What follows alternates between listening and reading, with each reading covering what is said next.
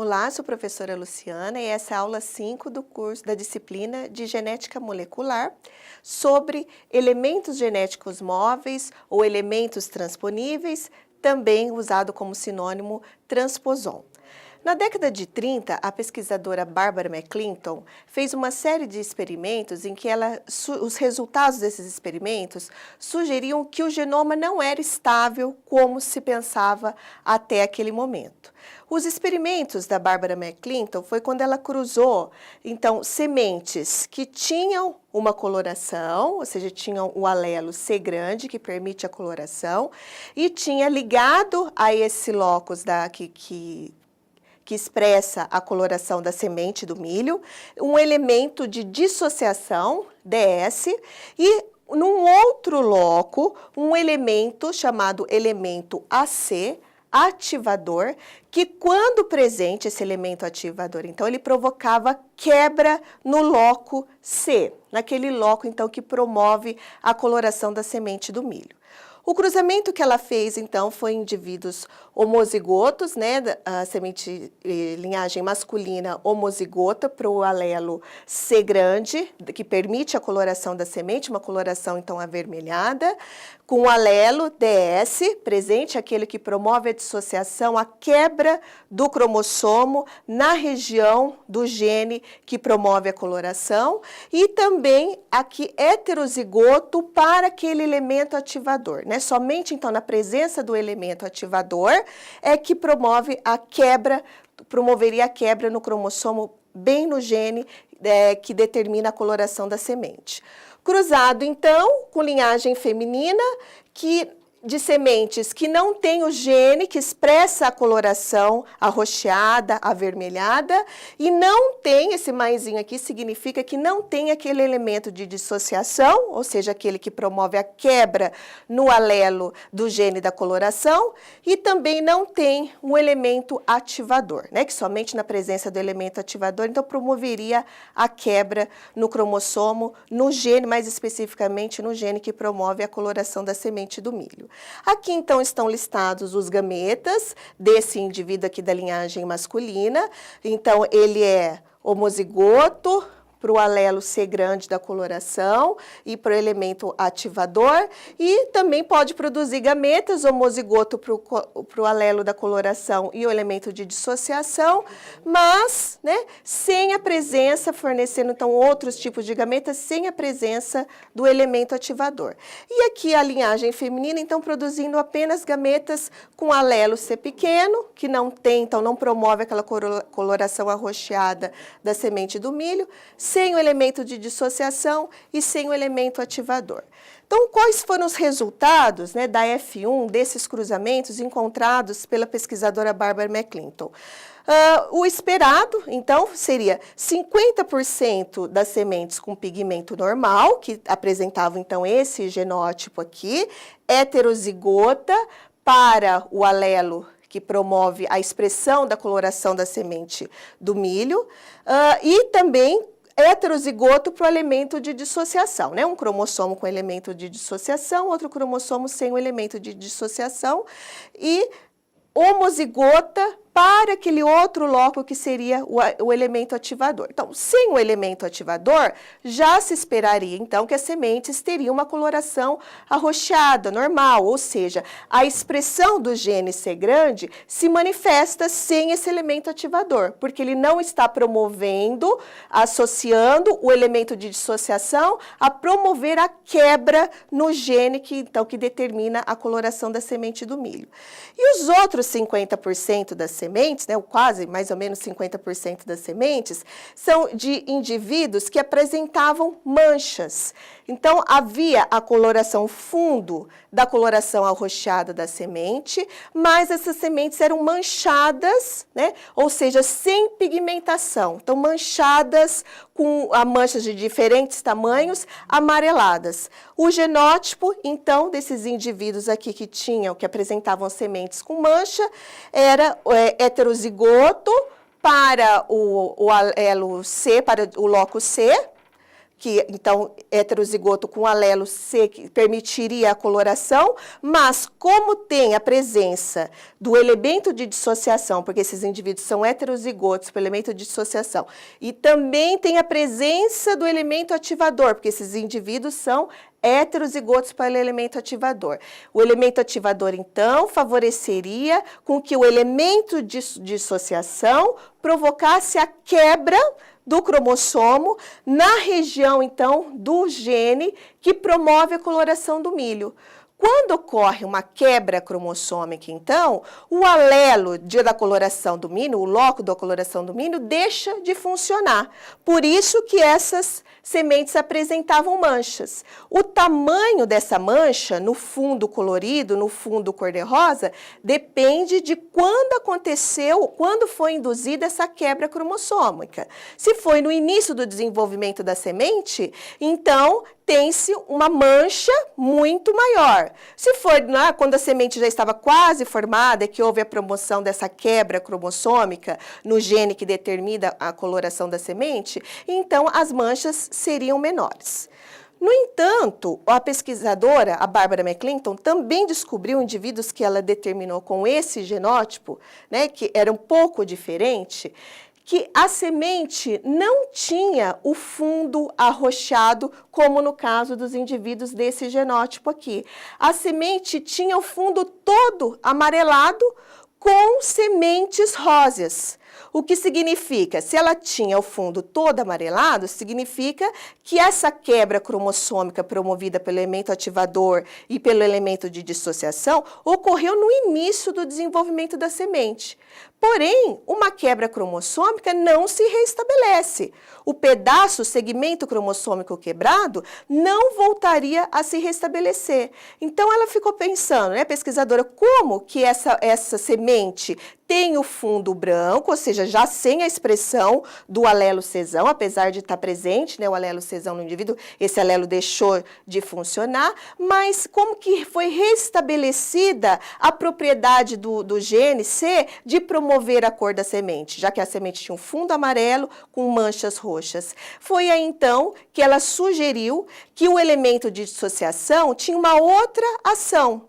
Ela não somente provocava a quebra do cromossomo, mas esse elemento de dissociação se inseria no meio do gene que determina a coloração do milho. E uma vez que esse elemento de dissociação deixasse esse locus gênico que determina a coloração do milho, o gene começaria a expressar a coloração novamente. Então, essa ideia foi muito controvertida, de que poderiam existir segmentos de DNA que se inseriam em diferentes regiões no genoma e depois poderiam sair dessas regiões do genoma e fazer voltar ao funcionamento gênico normal, era muito diferente do que se tinha na época sobre a estabilidade do genoma. Então, os trabalhos dessa pesquisadora foram desacreditados, né, os resultados dos seus trabalhos ficaram desacreditados até a década de 60 e 70, mas na década de 80, mais precisamente em 1983, esse trabalho foi reconhecido e ela então foi agraciada com o Prêmio Nobel de Medicina pelos seus achados, né, de que o genoma então não é estável. Existem elementos, sequências no DNA que são capazes de se transpor para outros locais. Do mesmo jeito que eles podem se inserir em determinadas regiões, eles podem deixar também de se inserir naquelas regiões e quando ele se insere, se ele perturba o funcionamento do gene, quando ele deixa essa região, o gene então pode voltar a funcionar normalmente. Então, hoje, né, depois com esses achados, hoje se descobriu que esses elementos genéticos móveis ou elementos transponíveis ou transposons são amplamente difundidos nos genomas dos diferentes organismos, né? Cerca de 50% do genoma do milho, por exemplo, apresenta esses elementos de transposição, sendo os elementos AC e DS exemplos de elementos transponíveis, exemplos de transposons. E dentre esses elementos, apenas o elemento AC, aquele ativador, é que sintetiza uma enzima chamada transposase, que é a que é capaz de fazer o corte na região alvo onde o elemento genético móvel vai se inserir. Bom, esses elementos genéticos móveis, então, em vegetais, podem causar, então, mecanismo, né, por mutagênese, como foi o exemplo que nós demos dos trabalhos da Barbara McClinton, né, aqui as sementes, então, com fundo amarelado, o que demonstra que o gene Czão, o gene C grande, deixou de funcionar no início do desenvolvimento da semente, mas quando o elemento de dissociação deixou essa região, esse locus do gene C, começou então a haver a promoção, a produção da coloração normal, né? Por isso então que a semente fica toda manchada. O mesmo pode ser encontrado na flor boca de leão, né? Esse mosaicismo de coloração, onde está branco aqui na flor boca de leão, é onde o elemento transponível se inseriu no gene que promoveria a coloração. Quando esse elemento deixa esse locus gênico, então começa a promover a coloração novamente, né? Por isso, então, que a planta fica com esse mosaicismo de coloração. Bom, então, como eu falei para vocês, esses elementos genéticos móveis estão amplamente difundidos nos organismos, ou seja, existem tanto em organismos procariotos como nos eucariotos, como já demos um exemplo dos experimentos da Barbara McClinton, que ocorre no milho. Bom, quais são as características, então, dos elementos genéticos móveis encontrados em procariotos? Eles também apresentam o gene da transposase. Então, esse gene da transposase, ela é a enzima, o produto do gene, né, da transposase, é uma enzima que permite fazer o corte na molécula-alvo, no sítio-alvo, aonde esse transposon vai ser inserido. Muitas vezes a transposase reconhece regiões específicas, outras vezes os sítios de corte da transposase são aleatórias. Quando ocorre, então, o corte, a transposase corta a fita, né, num sítio-alvo, o elemento genético móvel, o transposon, vai se inserir naquela região. Bom, a transposase, então, ela vai estabelecer o corte no sítio-alvo nas duas fitas. E ela nunca corta as duas fitas na mesma posição, né? Então, aqui está mostrando um exemplo de corte nessa fita entre T e C, e na outra fita, na fita complementar, entre duas guaninas adjacentes.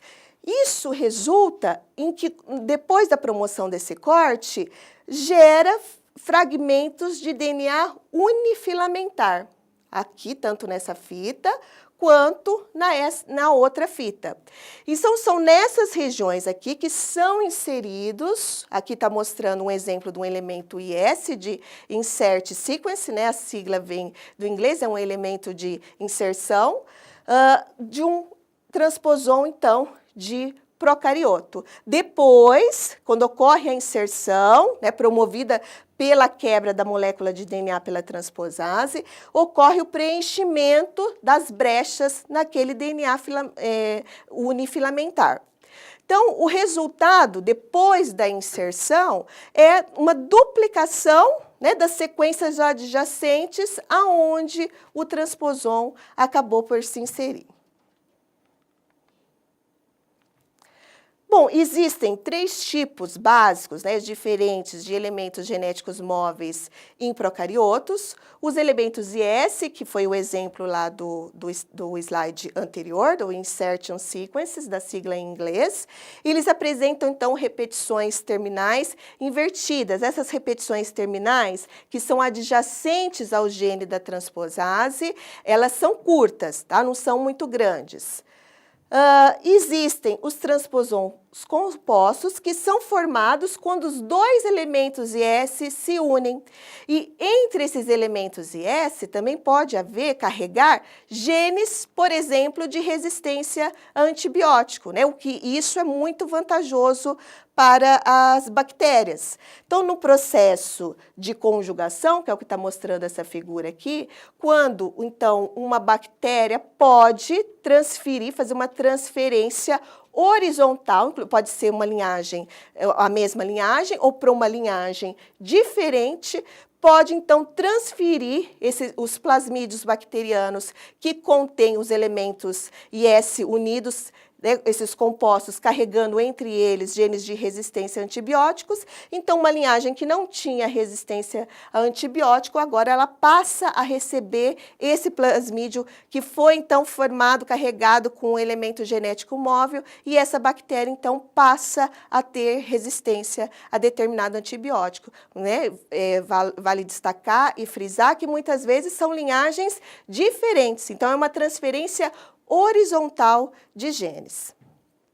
Então, esses elementos genéticos móveis, eles podem tanto se transpor de plasmídio para plasmídio nos procariotos, mas também de plasmídio para o cromossomo bacteriano. Bom, um terceiro tipo de elemento transponível em procariotos são os elementos TNA.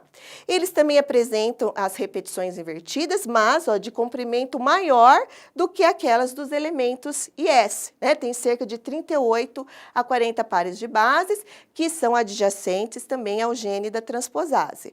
Além disso, né, além deles serem caracterizados por essas sequências repetidas e invertidas de 38 a 40 pares de bases, esses elementos TNA também apresentam 3 genes: TNPA, que é o gene da transposase, TNPR, que é o gene da resolvase, que ela serve tanto para resolver o crossing over entre os elementos genéticos móveis, quando ele cria 2 cópias, né, no sítio que ele estava e no sítio alvo, ele forma então um cointegrado, e a resolvase é o gene que resolve esse crossing, né, ocorrido no cointegrado, e também esse TNPR é um gene que pode impedir a transposição. Muitas vezes o produto do gene da resolvase se liga no DNA, na região do transposon, de modo em que ele não consiga mais se transpor. E também carrega um outro gene, esses elementos TNA, que é o gene BLA. O gene BLA é o gene da beta-galactamase, que promove a resistência à ampicilina. Então, não são só os elementos compostos IS que carregam também genes de resistência a antibiótico. Os elementos TNA também podem carregar genes de resistência a antibiótico em procariotos. De que maneira, então, os elementos genéticos móveis podem se transpor em procariotos? Por 2 maneiras, não são exclusivas, né? Dependendo do micro-organismo, ele pode usar uma maneira ou a outra, ou as duas, dependendo também do tipo de transposon. Tem o modo replicativo de transposição, em que uma cópia do elemento transponível é gerada na transposição, e o modo conservativo. Não há replicação do elemento transponível. Então, quando ele deixa um local que ele estava e passa para um outro local, ele deixa de existir no local original, só passa a existir no local onde ele foi transposto. Bom, aqui esse quadro aqui mostra como que seria o mecanismo de replicação do tipo, de transposição, perdão, do tipo replicativo. Então, está mostrando aqui um plasmídio com o elemento transponível, um exemplo que tem aqui é do elemento TN3, e um plasmídio alvo. Então, aqui nesse esquema está mostrando a transposição de um plasmídio bacteriano para outro plasmídio bacteriano. Ocorre, então, a fusão desses 2 plasmídios, né, o plasmídio A e o plasmídio B, formando, então, o que é chamado de cointegrado. Quando forma-se esse cointegrado, percebam vocês que agora existem 2 cópias do elemento transponível. Como essas cópias aqui, elas têm a mesma sequência, então elas pode ocorrer crossing over entre essas cópias. E o que acontece é essa volta, essa alça no cointegrado, e ocorre então o pareamento entre as 2 sequências do elemento TN3. Então vai acontecer um crossing over. Aquele gene que eu falei para vocês do elemento TNA que resolve, né, esse cointegrado, tem uma das funções é resolver esse cointegrado, esse crossing over que está ocorrendo entre os dois elementos TN3. Esse gene atua, então, e acaba voltando, né, à conformação original de dois plasmídios, o plasmídio A e o plasmídio B.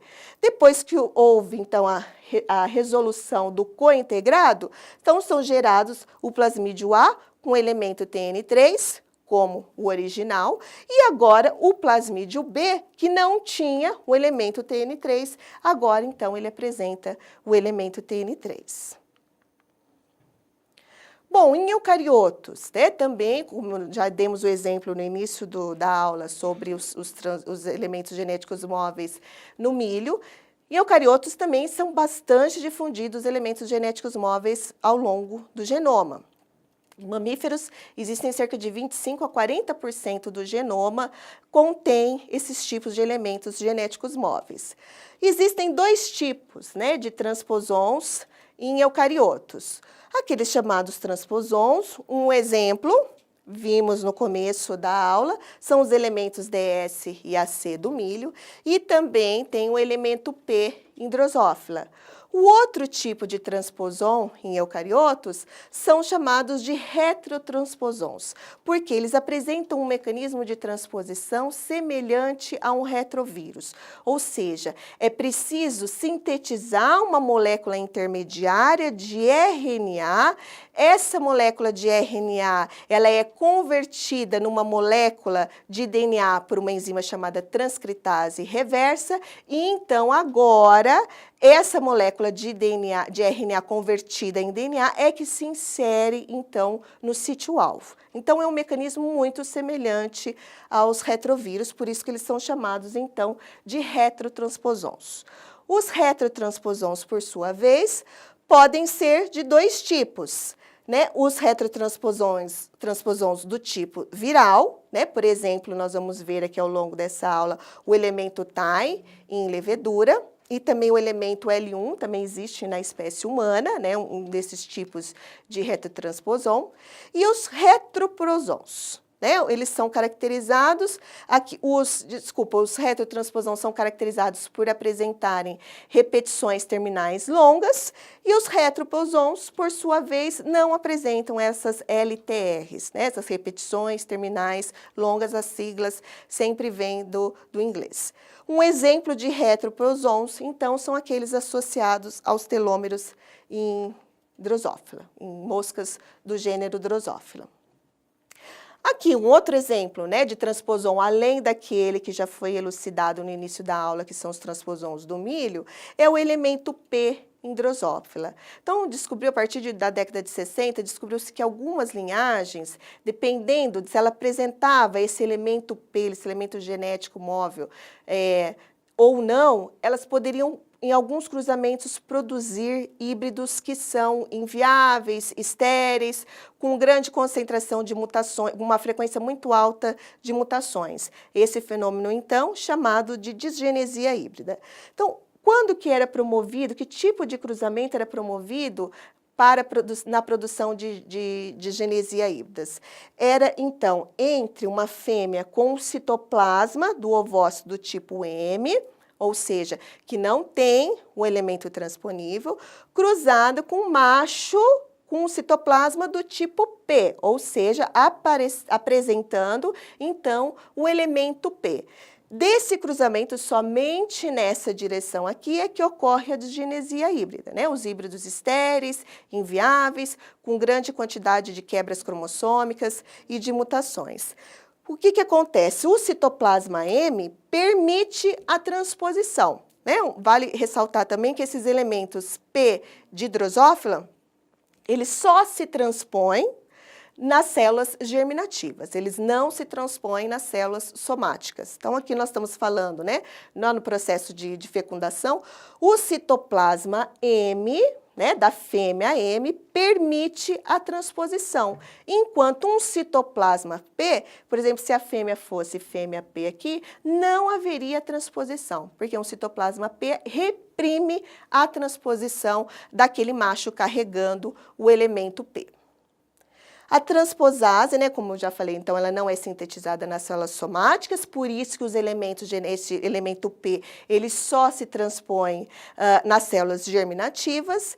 E curioso, né, que as linhagens anteriores, as linhagens de laboratório de Drosophila anteriores a 1950, não têm o elemento P, o que sugere, então, que a infestação desses elementos P, né, no gênero Drosophila ocorreu depois dessa data, né, depois de 1950. Aqui é um exemplo, então, de transposão de eucarioto, o retrotransposon, LTR, então aqueles que têm as longas repetições terminais. Um exemplo é o elemento TAI, o TAI, né, da sigla do inglês, que é de transposon yeast, que significa transposon de levedura. Aqui está mostrando, então, como que foi demonstrado, né, que eles são retrotransposons, ou seja, que eles se transpõem por intermédio de uma molécula de RNA e não de DNA, como no caso, né, dos transposons do milho ou do elemento P de Drosophila mencionado anteriormente. Então, fizeram por meio, né, de engenharia genética, construíram um plasmídio com o elemento TAI, aqui os elementos, aqui as regiões, né, terminais longas repetidas, e aqui a região codificante, então representada em verde, do elemento TAI. Inseriram isso num plasmídio e junto ainda, anterior, né, a uma das regiões LTR, inseriram um promotor que era sensível à galactose, de modo que eles conseguiriam controlar a expressão, ou seja, a transposição desse elemento genético móvel. Toda vez que se promovia, que se injetava galactose no meio, induziria, então, a transposição desse elemento TAI, né, já que eles ligaram o elemento TAI a um promotor da galactose. Além disso, no meio da região codificadora, então, do elemento TAI, também inseriram um intron. O que é esse intron? Esse intron é uma molécula, um segmento de RNA que não faz parte da molécula do RNA maduro. Então, nós vamos ver na próxima aula que depois, né, do evento de transcrição do RNA, existem etapas que processam esse RNA, que ele deixa de ser um RNA, um transcrito primário, para um transcrito maduro. Uma dessas etapas, chamadas de recomposição, é exatamente isso. Remove os introns, que não farão parte do transcrito maduro, e une, então, os exons, que são as regiões que serão traduzidas, né, depois no processo de tradução.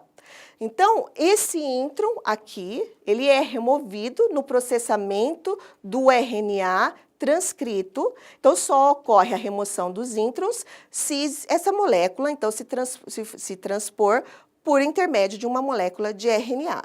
E o que eles descobriram, né, depois de sequenciar onde esses elementos TAI se inseriram, foi que a região do elemento TAI não tinha aquele intron que foi introduzido, né? O que sugeriu fortemente, uma forte evidência, que essa região, elemento TAI, sempre promovido, né, ativado pela administração de galactose no meio, ele era transcrito, então, numa molécula de RNA, como um retrovírus, semelhante a um retrovírus, e que essa molécula de RNA, então, também era processada, porque o intron, né, que foi colocado artificialmente na região codificadora do elemento TAI, não estava presente depois que esse elemento, então, foi transposto. Tá? Então, lembrando que esse RNA mensageiro aqui, depois ele é convertido pela enzima transcritase reversa, que tem a mesma função da telomerase que nós falamos na aula anterior, né? A telomerase é aquela que transcreve, que estende